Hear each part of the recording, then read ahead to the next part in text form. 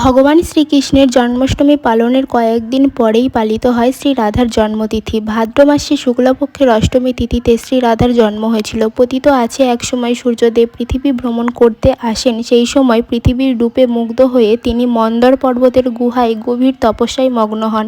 সূর্যদেব দিনের পর দিন তপস্যায় রত থাকায় পৃথিবী অন্ধকারাচ্ছন্ন হয়ে পড়ে। স্বর্গের দেবতারা তখন সৃষ্টি রক্ষার জন্য শ্রীহরি শরণাপন্ন হন। শ্রীহরি সূর্যের সামনে উপস্থিত হলে সূর্যদেব খুবই আনন্দিত হন। সূর্যদেব বলে, শ্রীহরি, আপনার দর্শন পেয়ে আমার তপস্যা সার্থক হলো। শ্রীহরি তাকে বর দিতে চাইলে সূর্যদেব বলেন, আমাকে এমন একটি কন্যার বর প্রদান করুন যার কাছে আপনি চিরকাল বশীভূত থাকবেন।